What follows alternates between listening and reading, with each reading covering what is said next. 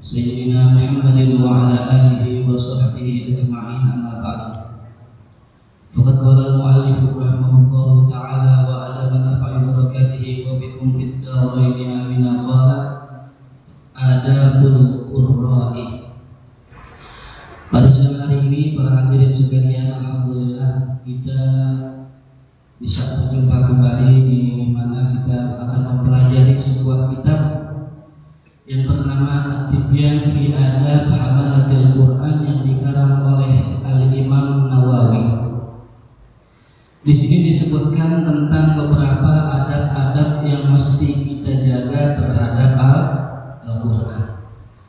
Karena akhir-akhir ini semakin jauh jarak seseorang dengan Rasulullah, semakin jauh pula mereka terhadap pengetahuan Al-Quran dan adab-adabnya. Bahkan seringkali saya lihat ada orang baca Quran dalam kondisi yang mungkin tidak selayaknya dan tidak sepantasnya orang membaca Quran dalam kondisi tersebut. Contoh misalnya orang baca Quran dalam kondisi Quran itu ditaruh di bawah dan handphone dipegang sama dia. Entah dibaca Quran lagi, entah ditaruh lagi di bawah. Nah, apakah ini hal seperti ini merupakan hal yang diperbolehkan atau dilarang? Insya Allah nanti akan kita bahas. Disebutkan di sini oleh Imam Nawawi, fal awwalu dzalika yajibu 'alal qari' al-ikhlas kama qaddamna. Jadi yang pertama kali diwajibkan buat seorang yang membaca adalah al-ikhlas, membaca dengan ikhlas. Kenapa? Karena kalau orang tidak membaca dengan ikhlas, maka fala thawaba lahu, sama aja kagak ada kayak orang sekarang dia baca Quran sehari sejuz, hari kedua 2 juz, hari ketiga nambah sekaligus 3 juz, langsung update status di Facebook. Alhamdulillah hari ini dapat 3 juz. Itu udah ada ikhlas. Itu baca amalnya. Maka para salafus saleh kita dulu, mereka baca Quran, mereka sedekah, mereka nggak update di Facebook, nggak update di media sosial. Kalau kita sekarang kan luar biasa. Sedekah sekian, alhamdulillah, Allah kasih rezeki. Bahasanya cakap. Maka Al-Imam Ar-Razi ketika menafsirkan ayat Quran, wa idza qara'tal Qur'ana fasta'iz billah, apabila engkau membaca Quran maka hendaknya engkau membaca a'udzubillah, atau engkau berlindung kepada syaitan yang rajim.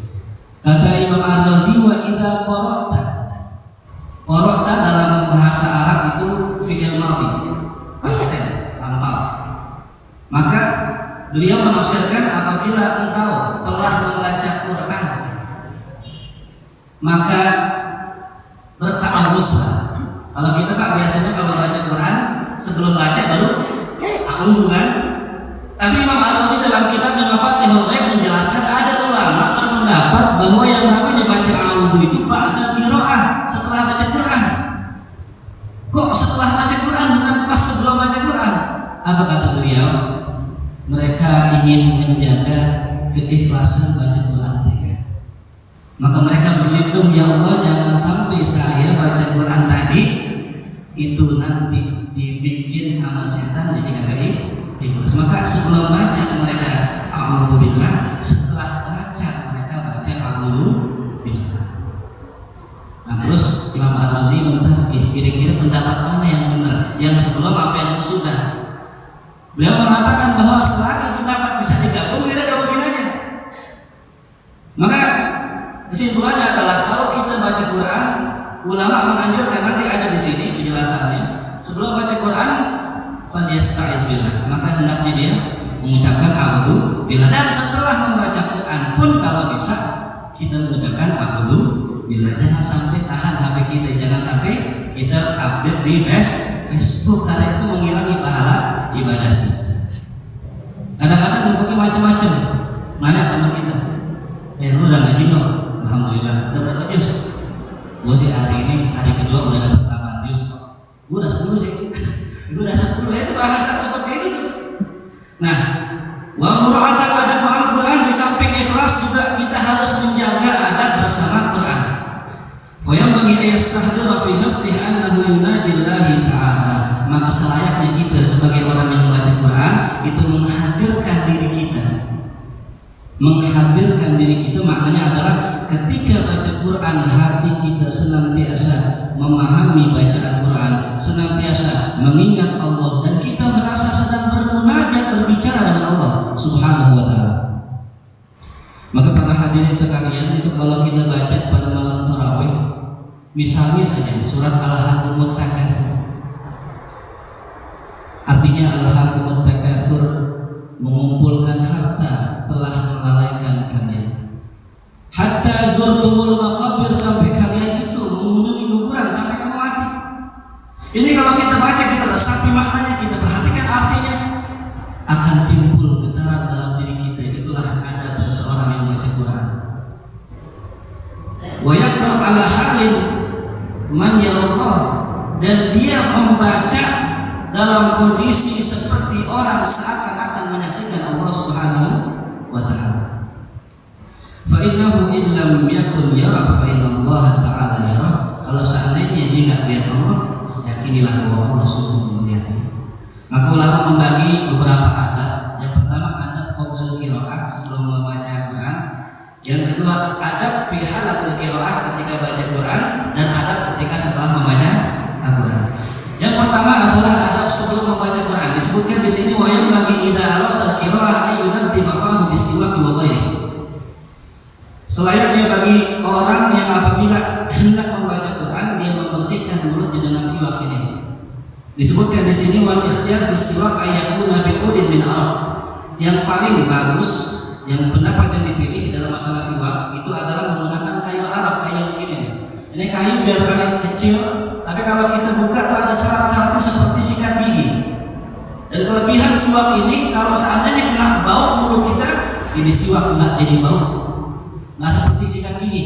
Kalau kita gosok gigi nggak pakai odol, itu baunya nempel di sikat gigi kita. Tapi kalau siwak, insya Allah kita pakai tadi di mulut kita, bau mulut kita nggak nempel di siwak. Tapi sebagian ulama menyatakan hukumnya makruh siwak ketika berpuasa. Itu setelah ulama, kita nggak bahas di sini. Jadi kalau orang membaca Quran hendaknya itu bersiwak. Kenapa bersiwak?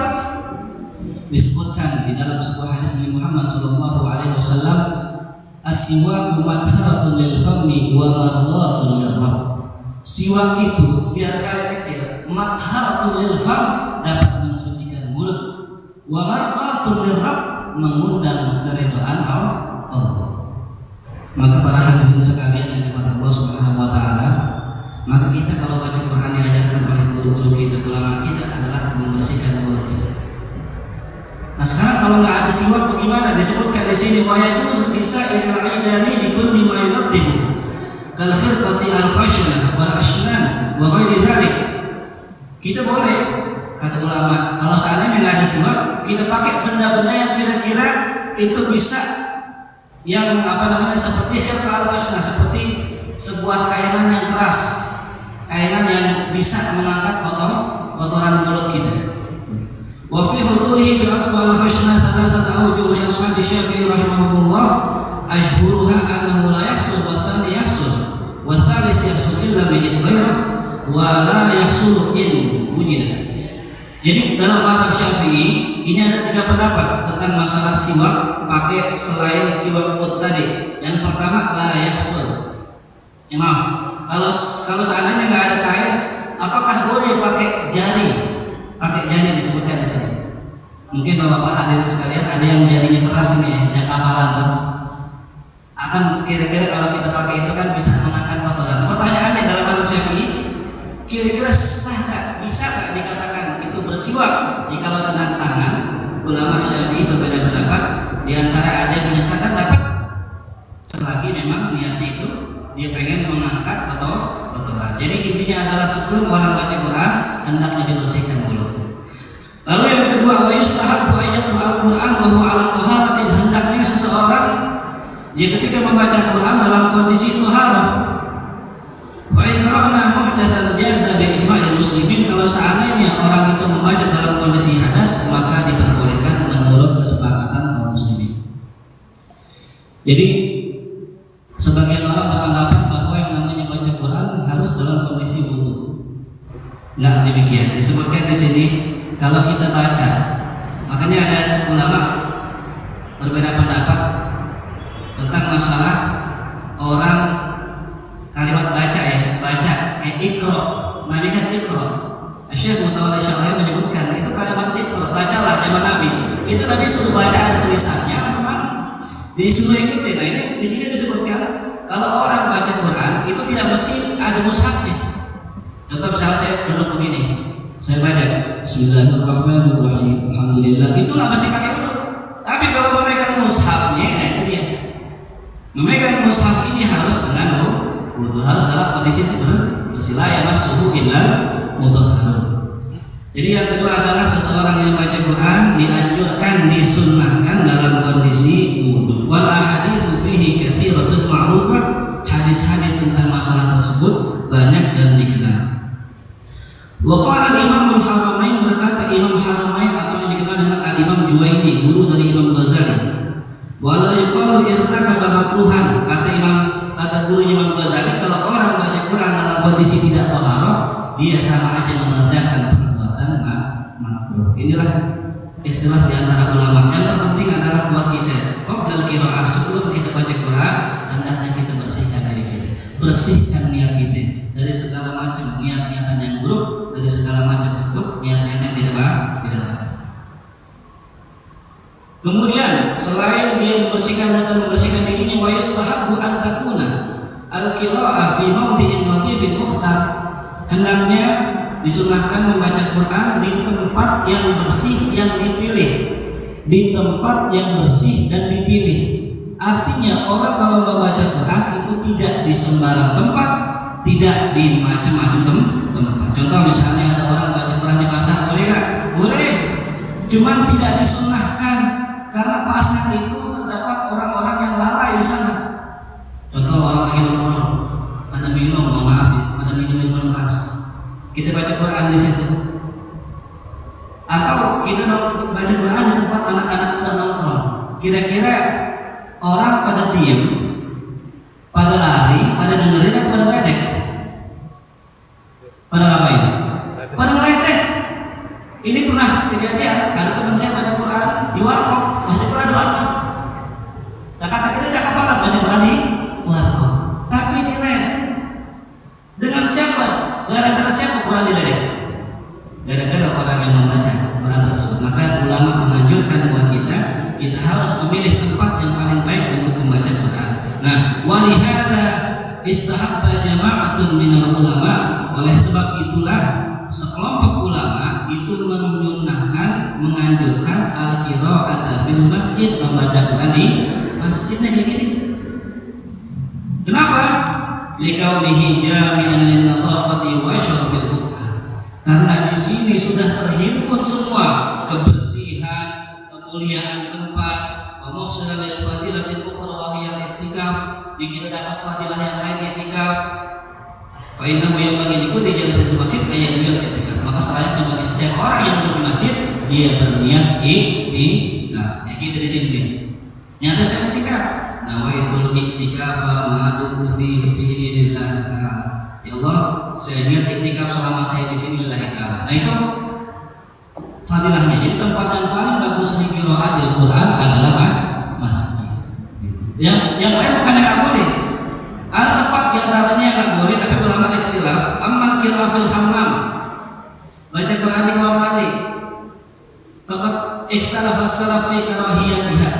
Para ulama salaf berbeda pendapat tentang kemakruhannya. Kan ada sebagian orang buat HP di Pak ya sekarang zaman canggih. Orang kalau mau baca Quran tinggal buka HP dari di Play Store, Quran Android dan lain sebagainya. Pertanyaannya, ketika dibuka HP di dalam kamar mandi, kemudian di situ ada tulisan Al-Qur'annya, bagaimana kira-kira hukumnya? Nah, ulama menyebutkan kalau seandainya HP ini kita nyalakan programnya, program Al-Quran, maka hukumnya hukum mushaf, seperti hukum mushaf, dipersamakan dengan hukum mushaf. Maka kita nggak boleh ketika HP dinyala dalam kondisi buka Quran, kita tidak selayaknya kita naruh di bawah. Maka kalau kita biasanya sholat malam atau kita sholat tarawih yang bacanya panjang, kan kadang-kadang lihat HP itu, maka kita pengen taruh, kita matiin dulu, switch off. Nah, hilang tuh. Kita tahu kan? Gitu. Nah, jadi ulama banyak berbeda pendapat tentang masalah baca Quran. Yang intinya adalah yang paling afdal di mata masalah. Kemudian wa yustahabbu lil qari fi ghairi shalah ayastaqbil qiblah. Dianjurkan bagi orang yang baca Quran selain sholat, dia baca Qurannya ada kiblat. Karena ada hadis khairul majalisi masjid bila bil qiblah, sebaik-baik tempat duduk adalah sesuatu yang menghadap kiblat. Wa yajlisu mutakhashshiyan bis sakinatil waqar. Dia duduk dalam kondisi khusyuk, tenang dan tunduk. Mutrikan ra'san, dalam kondisi menundukkan kepala. Wa yakunu julusuhu wahda fi tahsini adabi wa khudu'i ka julusihi baina yadil mu'allim. Dan dia itu duduk sendirian dalam memperbagus adab dan khudu'nya seperti dia duduk di hadapan gurunya.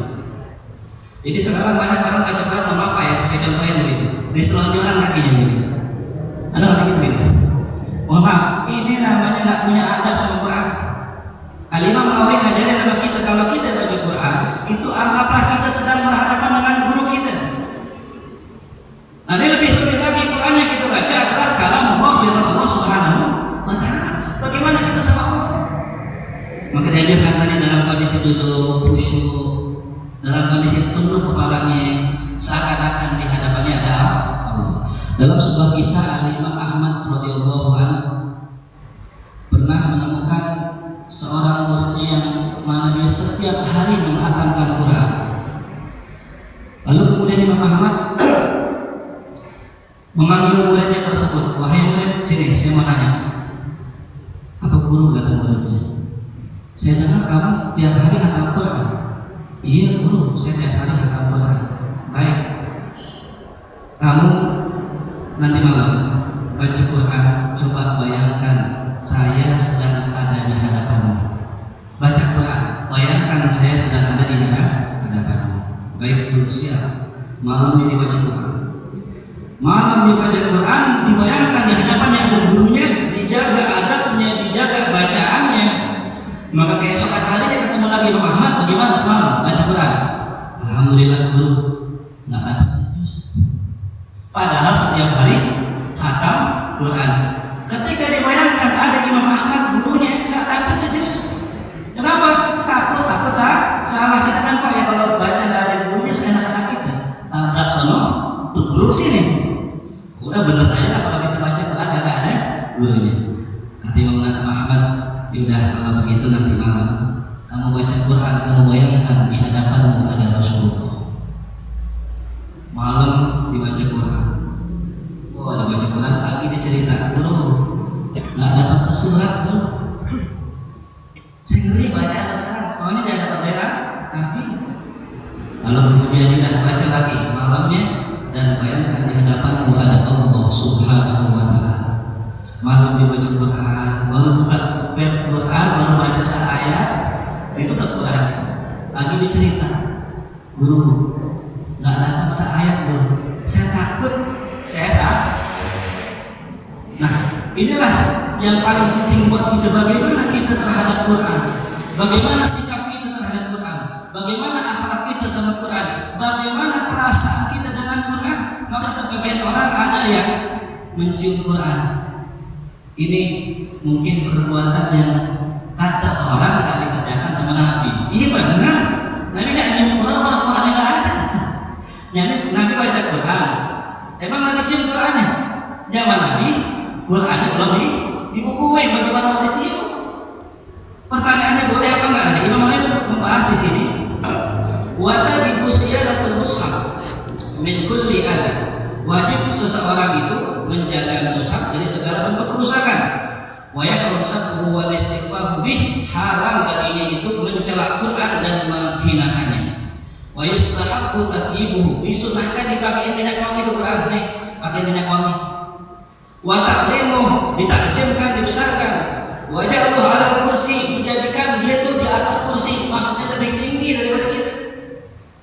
Saya pernah dikirimin foto sama teman saya di WhatsApp. Dia lagi ada orang lagi megang HP, Qurannya di kaki sini. Nah, au fi mahallin murtafi fawqa sa'ir kutub ta'liman lahu, atau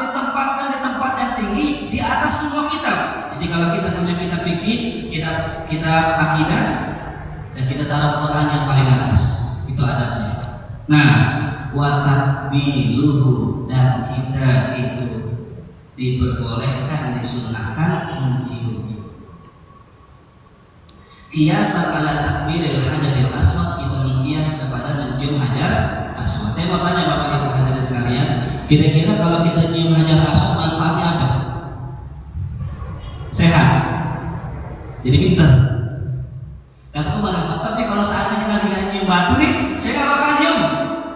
Nggak bikin susah, nggak bikin manfaat. Karena Nabi nyium, saya cium. Jadi ada sesuatu yang dicium bukan karena manfaatnya, tapi sesuatu dicium karena kecintaannya. Bapak sekarang kalau nyium ini karena manfaatnya atau karena kecintaannya? Nyium ini manfaatnya, menyegarkan tubuh, mengembalikan stamina. Karena nggak begitu. Nyium ini karena kecintaan.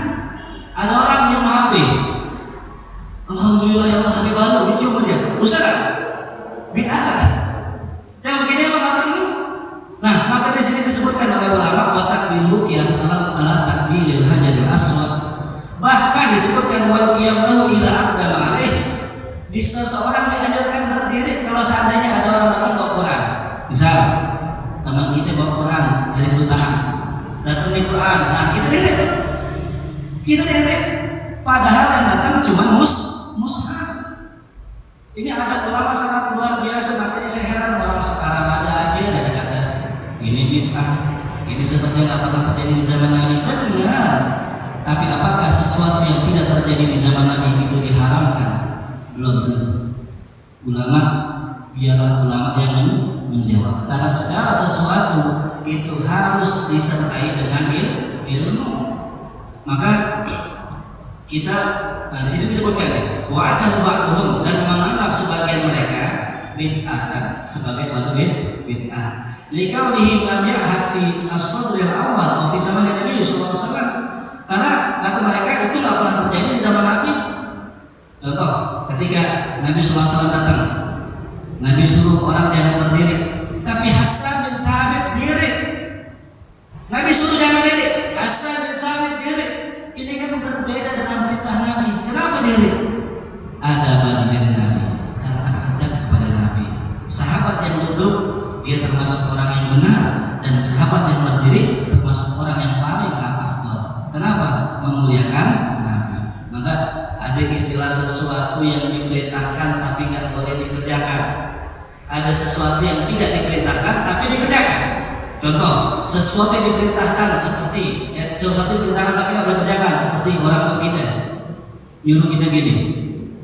Nah, kalau kamu ini tonjok muka bapak tonjok. Atau kayak gurunya, udah saya ini orang biasa. Kata ustadznya, udah jangan panggil saya ustadz, saya ini orang biasa. Oh begitu ya, mukhlis gitu, misalnya mukhlis. Nah ustadznya udah, saya ini orang biasa, udah nggak usah panggil ustadz. Apa kita nggak panggil ustadznya? Enggak, kita cuma bahasa kewajiban. Disuruh nggak? Disuruh. Nah ada hal yang nggak disuruh, tapi dianjurkan. Contohnya itu memusatkan Al-Quran.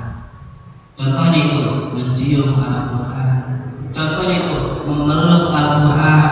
Contohnya itu meletakkan Quran di tempat yang tinggi. Contohnya tadi meminyak wangikan Quran. Itu nggak disuruh sama Nabi, nggak dikerjakan sama Nabi. Tapi itu adalah perbuatan yang sangat mulia, adab kita terhadap Al-Quran. Maka saya ulang dari awal sampai akhir.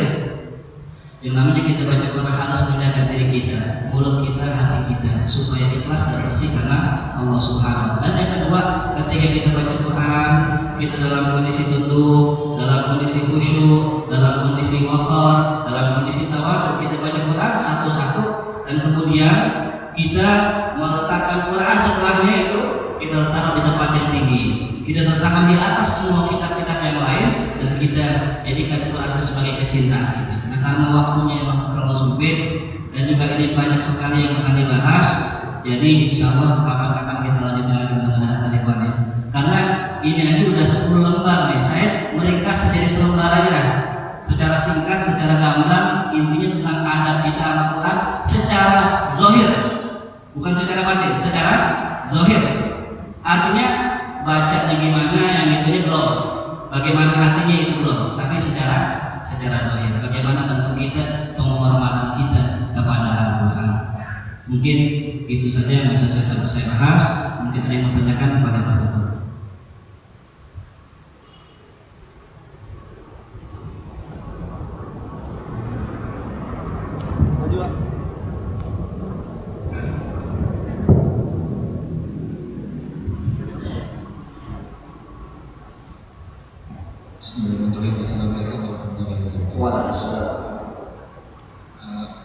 Kalau selama ini Al-Quran kan biasanya kalau ada rusak dibawa ke toilet itu kan nggak boleh.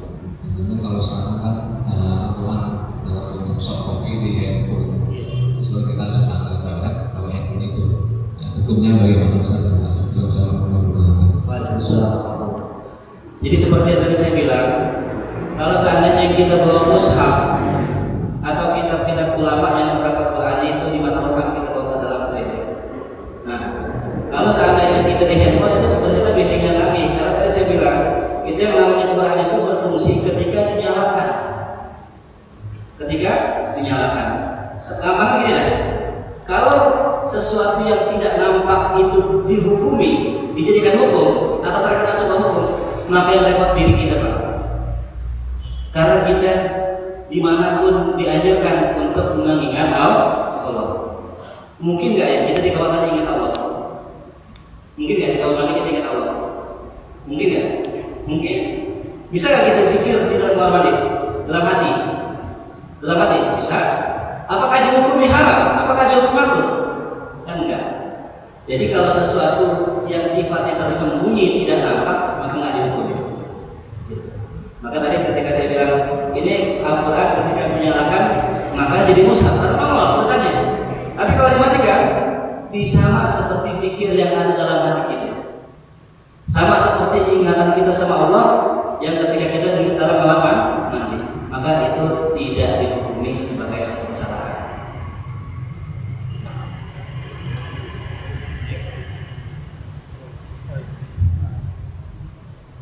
Bismillahirrahmanirrahim. Assalamualaikum warahmatullahi wabarakatuh. Waalaikumsalam. Ustaz, mau tanya, terkadang kalau kita taksim menemukan seperti sobekan-sobekan Al-Quran itu, Ustaz, itu bagaimana yang harus kita lakukan? Apa itu sobekan itu kita buang gitu aja atau ada harus kita lakukan? Assalamualaikum warahmatullahi wabarakatuh. Waalaikumsalam. Sebagai ulama menyatakan kalau ada seandainya ada sobekan atau kitab-kitab yang memang sudah tak terpakai, kalau barang ya misalnya Quran ini ada mushaf gitu, satu mushaf ataupun sobekannya itu kalau seandainya kita lihat tergeletak di jalan, kita khawatir orang menginjaknya, maka sebagian menyatakan itu dibakar boleh. Dibakar, nanti abunya dikubur di tempat yang baik, bukan tempat sampah, bukan tempat tanah yang baik, dikubur. Khawatir itu orang injak atau orang hinakan. Itu tadi dibakar boleh, disimpan boleh, tergantung pengennya kita aja, pengennya kita disimpan ya, atau simpan. Kalau nggak beda disimpan mungkin takut juga jatuh kaki ya, dibakar boleh. Ya saya di rumah saya tahu kitab mungkin udah tahun 50 atau 40 bekas ada ngomong. Itu kitab udah jelek, udah nggak bisa dipakai, ada kitab tafsirnya juga udah saya bakar semua. Saya bakar. Kemudian saya kubur. Jangan sampai Quran yang terpotong-potong tadi diinjak sama orang gitu. Jadi kayak gitu. Lagi apa ya? Ya mungkin dirasa cukup. Insyaallah mudah-mudahan di kesempatan yang lain kita bisa berjumpa lagi. Kita akan teruskan kajian ini dengan tema mungkin dengan tema yang berbeda atau dengan tema yang sama. Insyaallah. Kurang lebihnya mohon maaf. Kita tutup dengan doa baca surah Al-Fatihah. Semoga apa yang kita dapat bermanfaat. Allah maafkan segala kesalahan kita, Allah terima amal ibadah kita, Allah berikan taufik hidayah buat kita ala hadhihi al-Fatihah. A'udzubillahi minasyaitonir rajim. Bismillahirrahmanirrahim. Alhamdulillahirabbil alamin arrahmanir rahim maliki yaumiddin. Iyyaka na'budu wa iyyaka nasta'in ihdinas siratal mustaqim siratal ladzina an'amta 'alaihim ghairil maghdubi 'alaihim waladdallin. Amin. Al-Fatihah. Bismillahirrahmanirrahim. Al-Fatihah. Tahlana wa khairan wa khair. Rabbana atina fid dunya hasanah hasanatan wa qina adzabannar. Sallallahu alaihi wa sallam. Walhamdulillahirabbil alamin. Assalamualaikum warahmatullahi wabarakatuh.